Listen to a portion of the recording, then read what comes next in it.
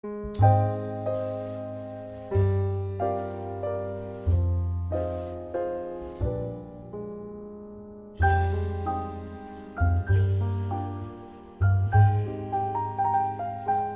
everyone, welcome back to my channel, and today I have a little bit different video for you. I'm participating in a collaboration this November in preparation for the Thanksgiving holiday. The first part of the collaboration was my Thanksgiving tour of how I decorated my home for the fall or for Thanksgiving.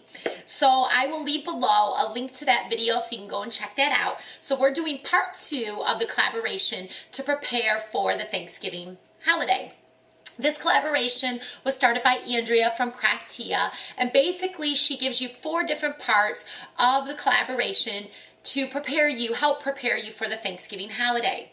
And the second part, it's basically we have to put together something crafty or creative or whatnot to prepare for fall/Thanksgiving Day. My kids are 9 and 12, so they're not super crafty and use a lot of paper crafts and things of that nature during Thanksgiving, but my daughter still is, and she's part of a Girl Scout troop that's super, super duper crafty.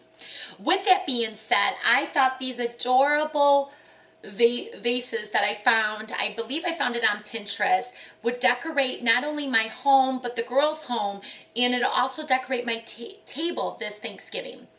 I am actually going to use this beautiful vase, decorated with fall leaves, tied with raffia, to decorate my table and make it very festive for the holiday. So let's go ahead and get started.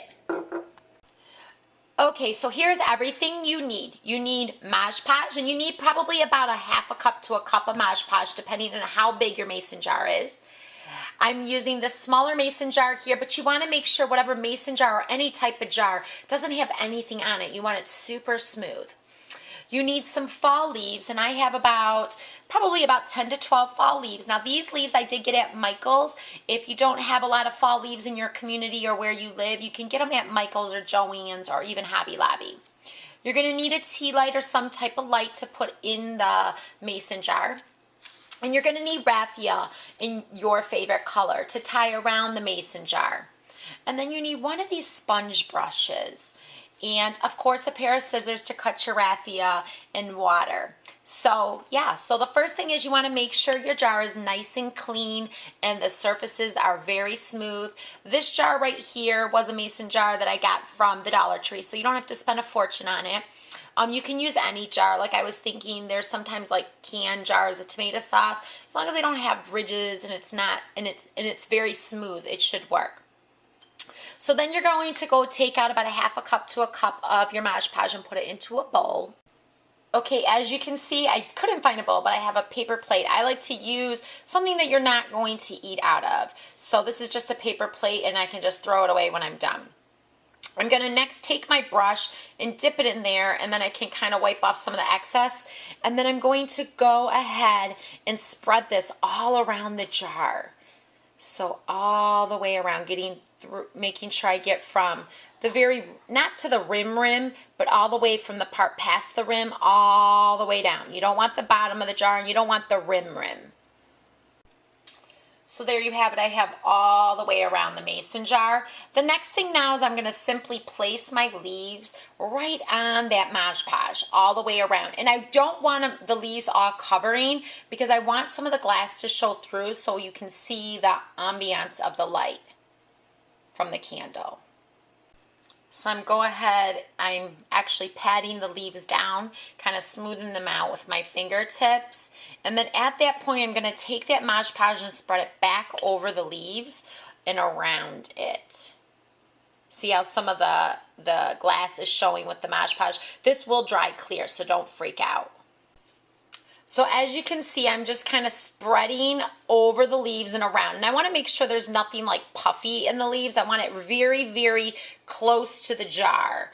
And yeah, you probably need about maybe 1 to 2 coats all the way around.